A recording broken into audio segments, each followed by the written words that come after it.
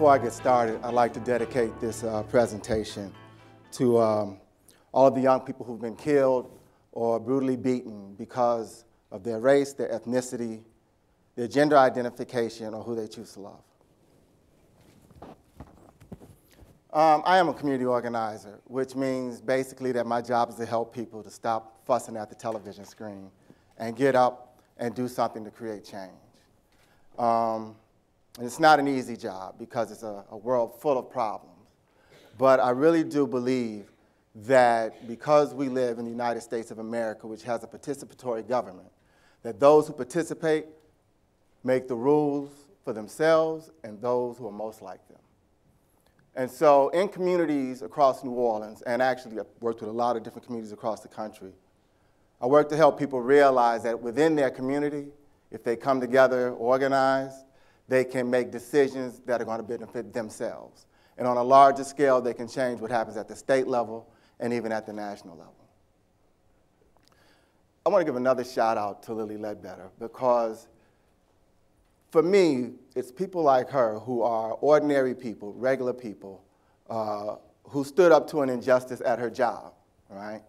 And then had to take it all the way to the Supreme Court of the United States. And I don't know if you all realize what a daunting idea that is, right? That you have to go before the Supreme Court and state your case. And they smacked her down. And I asked her just a moment ago, why did she continue to fight beyond that? Because a lot of people would have packed up their bags, tucked their tails, and went home. And she said, for her daughter, her nieces, and the millions of women across the country. That is the same thing that made Muhammad Ali a champion. An overwhelming obstacle stood in front of him and stood in front of her. And for the benefit of others, they took the next step. And because of that, millions are going to benefit. So I do want to give you a bow. Thank you very much for your work. So back to this thing on participation. The Saguaro Seminar. Is anybody familiar with the Saguaro Seminar? It took place through the Kennedy School at Harvard. They came out with a study, and actually you were familiar with the work if you were familiar with the book Bowling Alone.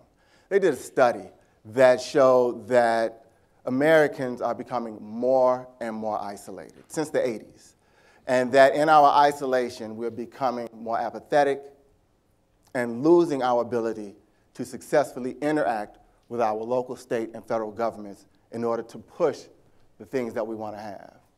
This is a very important thing to understand because right now, there are people who are bleeding heart liberals and there are right-wing nuts. And they are all either upset with the president or they're upset with Congress.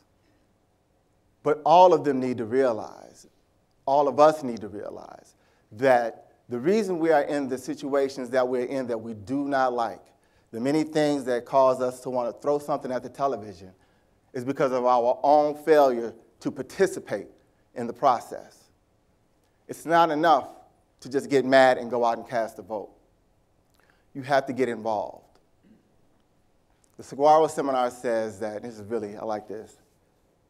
Did you know that joining an organization, any organization, whether it be a flower club, a bridge club, all the way up to the big ones, the NAACP or whomever else, Democratic or Republican Party, can increase your longevity as much as quitting cigarettes?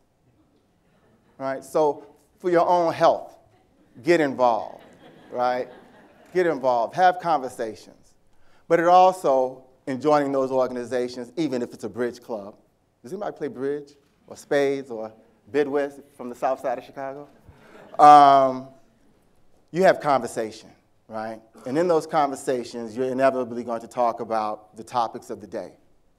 And in sharing those ideas and your thoughts and ideas and getting feedback from other people automatically causes you to become more engaged in the civic process. All right? The seminar lists out 150 things that you can do, from reading books at your library to planting a garden. But you have to get involved. If you don't get involved, and then you get outraged because the police are out of order, or you get outraged because crime is out of order, but you haven't participated in your neighborhood association meeting, then what have you contributed to the solution? And I really do think that in setting up this great country, the way that it was set up, our peculiar Constitution, that the forefathers, in thinking long-term, recognized that there had to be a way and possibility for people to direct what was happening with their governance, right? Keep in mind, they were coming from a monarchy where, everything was dictated from the king on down. And so they said it cannot no longer be that way. And they said in probably the greatest line in American history that we hold these truths to be self-evident, that all men are created equal. And they set up a structure that allows for everyone to have an opportunity to participate in a very real way in the governance. Here in Chicago, it's what aldermanic districts. If you're not participating in your neighborhood association, how do you expect for your alderman to represent you at the city level, right? And if your alderman is not representing you at the city level, how do you expect to have an impact at the state, let alone at the federal level? Our communities, like our households, are our individual responsibility. So, when you sit down to have dinner with your kids, talk with them about what's going on so that they grow up to know that they're supposed to be involved. When you get together with your friends, don't just sit around and have beer and talk about the Bears and the Cubs, Cubby Bears, that's for my dad, and the Bulls, but talk about what's happening, not just in the community, but what's on the news and why are things this way. Because there are brilliant ideas within each and every one of us. The problem is we don't get enough conversation for that idea to bubble up and express itself. As a community organizer, I do direct action organizing, which means I will go door to door, sitting on people's sofas, talking to them about what their issues and concerns are. And as we're having conversations, people are hearing the words coming out of their mouths. And as they hear the words come out of their mouths, they're surprised at the thoughts and ideas that they hold. And when they come out to a meeting and sit with other people who have similar problems, they feel empowered, right? Alone is a very scary thing. By yourself is a very scary thing. And we don't train ourselves and those who work with us and those that we live with to be friendly enough to walk up to somebody and say, how's it going, right? What's wrong? Somebody needs change at the cash register. How many of us are reaching in to make that contact? Because not only is that what we should be doing based upon our religious beliefs, regardless of what your religious belief may be, but that's what we're supposed to be doing as people, as productive members of our society. So, out of everything, there are two stories I want to tell. One was the Lily Ledbetter. I was going to tell three. Hers was one.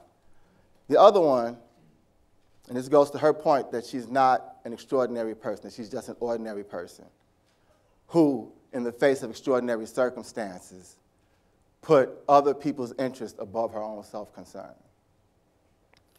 In the, late 50s, early 60s period of time, there was a minister who grew up in Atlanta. His father had a large church in the African-American community. It was well-standing family, right? And he knew coming up that he was going to grow up, he was going to take over his dad's church and live a very nice lifestyle within this structure that had already been set. And as he was a young minister, and he had to prove himself to the older ministers before they would turn a church like that over to him, he had to go make the rounds. He had to make the rounds. And at this time, one time, they had to go to Alabama. And while in Alabama, they were listening to people's stories about the impact of racism that was occurring in Alabama. And as the ministers sat and discussed what they were going to say to the community, they turned to this young minister and said, "You have to carry the message." And he said, "I don't want to carry the message," because he knew he had a nice church that he could go back to. He really didn't want to carry that message at all. But they said, "No, you have to carry the message." And because they were the ones whose vote he would need in order to take on that seat, he conceded. And once he got involved, he realized that there was a greater interest than his own. And that man was Martin Luther King Jr., right? In 2005, August 28th, I flew from vacation in Virginia to Denver, Colorado for a meeting. On August 29th, Hurricane Katrina struck New Orleans. That evening, I called here to Chicago to my parents to let them know that I was fine. I was in Denver. I was a long way from the hurricane. And my father asked me, not asked me, but told me, he said, you can always come home if you want to. And my father, you know, he had a big screen TV before they were Vogue, and his remote control was this big. It took 2 hands to hold it. And when he said, you can come home, I saw myself sitting on the sofa, flipping through the channels. And I said, no, I'm going to head down and get back to work. As a result of that, not only did I win the Robert F. Kennedy Human Rights Award, becoming the first American to do so, but we won over $19 billion for Gulf Coast recovery from the federal government and saved countless homes from destruction.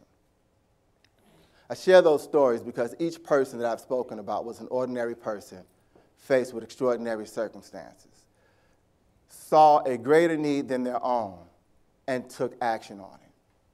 And each of those individuals, and everyone who you've heard here tonight, is someone who gets involved.